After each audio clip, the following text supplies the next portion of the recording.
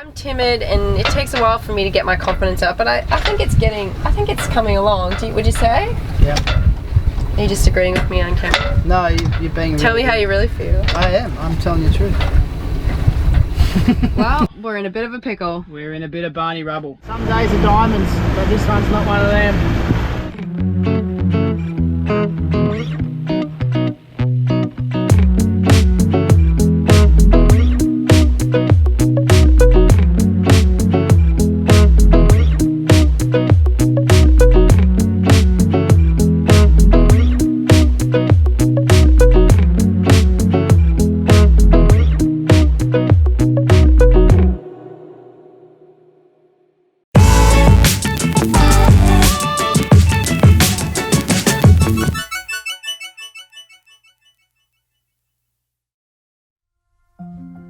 So it's the end of an era. We've just sailed from the western end of Mayaguana around to the southern end to Abraham's Bay so that we can check out our customs, get our passports stamped and clear out of the country so that we can make way for Turks and Caicos.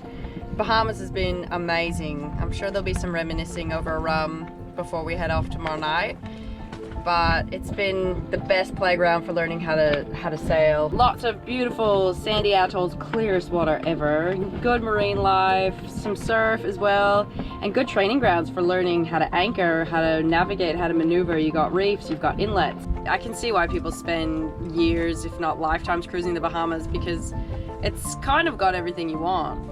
It's been awesome. It's been real. Thank you, Bahamas. Thanks for having us. I'm sure we'll reminisce about some of our favorite memories over a dark and stormy, maybe tomorrow night at the anchorage. Our favorite memories and our favorite blow-ups. Blow-ups. Top 5 heated moments. Top 5 most stressful moments. Caused by J-babies. Not happy, Jen. Fear of the unknown. Fear of everything possible. Everything unknown. Fear. Alright, that's enough out of you. You're getting hangry. You're getting tested. It's true.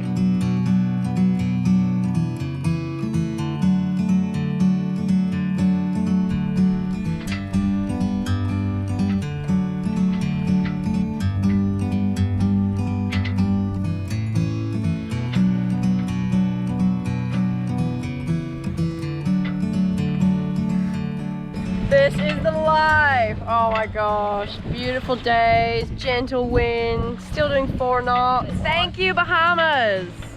It's been amazing visiting your beautiful waters. Yeah, it's been good, and this is a perfect way to send it off, just on the lightest winds you've ever seen. And the bluest water you've ever seen. How does it get so blue in the Atlantic? I want to know. I want to know.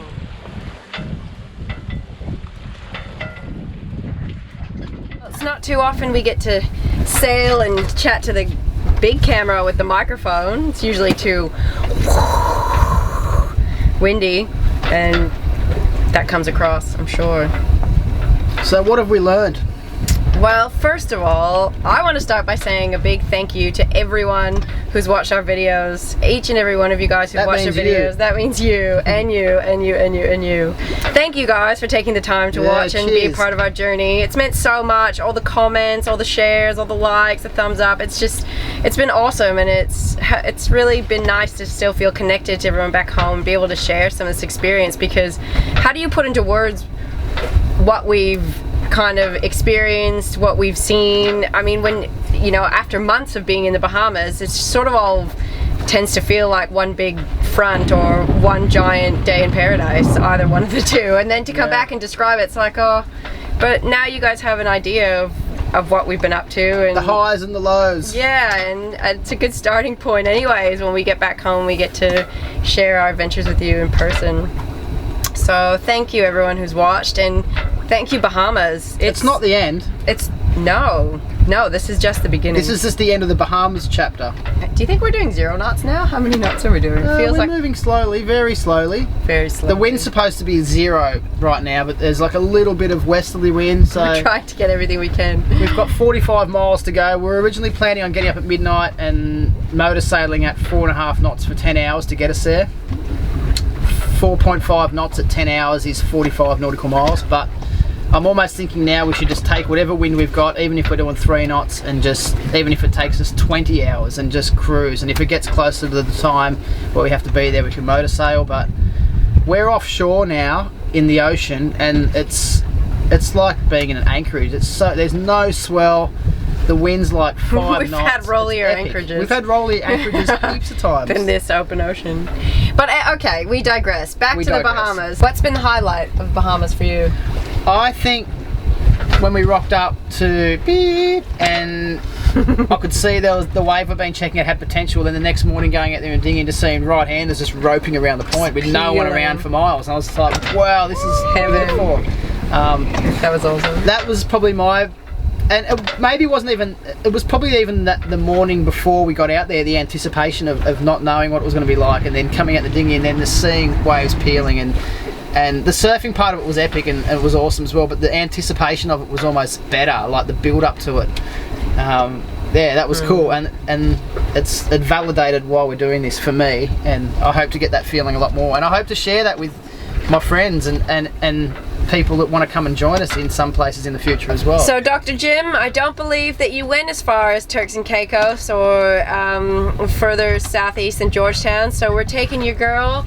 This is the start of many nautical miles, so we hope that sits well with you. I hope you're watching from home and you're happy with what you're seeing, and we're thinking of you. Every time we make a crossing or do a passage, we always do a little toast and, you know, think of you and make sure that we send you a little message to let you know where we are. I can just see him just smiling in his lounge watching this now. Yeah, we love you, Jim, and thanks for letting us borrow such a well-built, beautiful sailing vessel as Don Quixote, the Don.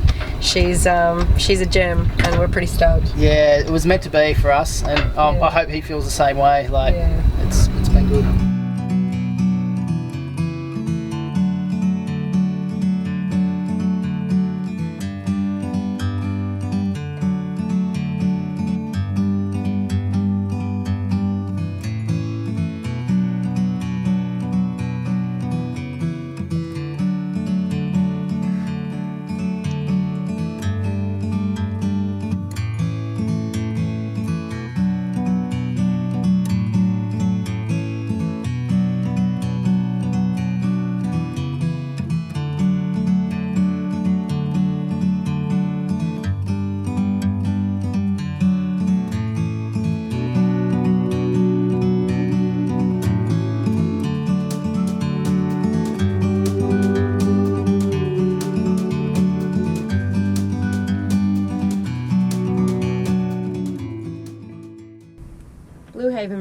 Blue Haven Marina, sailing vessel Don Quixote on 16, over. Well, we're in a bit of a pickle. We're in a bit of Barney rubble. We've arrived at Turks and Caicos. We averaged like 2 knots over here. It was dream conditions. It was calm. Got here, stood off. We've been waiting for a pilot guide to bring us in through the cut all morning. Still no one has answered us on channel 16. Been hailing them for almost close to 2 hours now. We've actually hailed other boats because we've run into a bit of a problem. We decided that we were just going to go in through the cut, a different cut ourselves, that one that looked more straightforward, anchor up and then dinghy around to customs. But when we turned the engine over, it turned over and then it clicked itself off. It was really bizarre. So we thought maybe it was the battery. We switched everything off. I switched over to the dual batteries. Like I isolated I linked up the starting batteries and the house batteries all together, and then we started again, and it did kind of start, and I thought, oh, it's going to be okay. Then it went a couple of weird noises, and then I could see near the water pump housing it was moving, and a bit of sort of smoke came out, and then I could see it's cracked the timing cover. I'll take you down and show you what it is. Oh my god, it's awful. We're sitting out here drifting around. So we're drifting offshore here. I'm going to continue to try hailing. No one's coming to No help one's us. answering the radio calls. There's boats everywhere, but just no one's answering. That's the raw water pump for the seawater just there. And behind it, you can see it's cracked open the casing, and there was some movement in there like it was shaking. It's thrown some sort of gear or a bearing. It looks pretty major, actually. So we're now under the dilemma of how are we going to get to shore. We've launched the dinghy, and I've thought about maybe towing us with the dinghy and sailing into the anchorage, getting the boat anchored up, and then taking the dinghy into customs, clearing in, and then dealing with what problems we got after that. But yeah, at the best case scenario, the engine might be able to be fixed with some parts that'll probably have to be imported from the States or somewhere if we can find someone who knows what they're doing with it. Worst case scenario, the motor could be toast. We don't know. So, sorry. I'm sorry. This is happening. Actually, we're doing 4 knots. No way. If we weren't facing the prospects of a new engine and possibly being stuck in Turks Caicos with flights leaving from Dominican Republic, this would be quite hilarious. But I'm not sure we're yet to see the funny side of it. There hasn't been many shiny moments in my sailing career, but this was actually my idea. We were all set Beef was gonna tow from the front, and for some reason I just sort of thought maybe we could tow from the side because we might have a little bit more maneuverability without being so long through this cut, having to weave our way around coral heads. Time will tell if it was a good decision or not. Seems to be working all right though. We're gonna swap out though because Beef's better at eyeball navigation. I can't see. I'm headed directly for one, but I can't see any outside that. Have you got the same visual?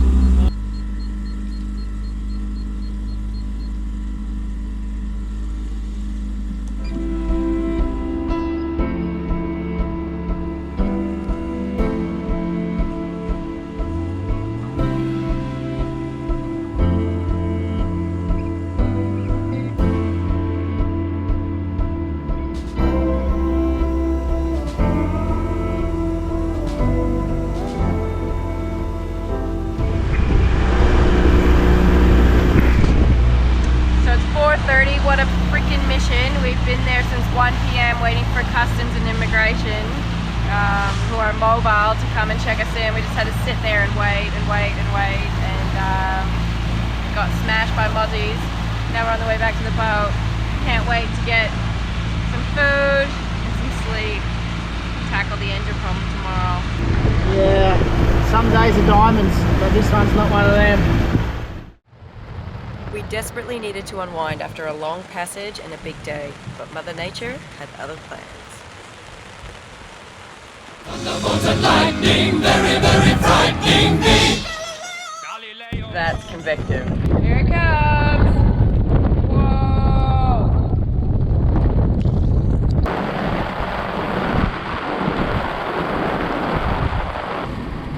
That's a bit of a swing on the old anchor. Wow. I don't know what this is. We're keeping all our electronics off, but this is like easily 30, 40 knots.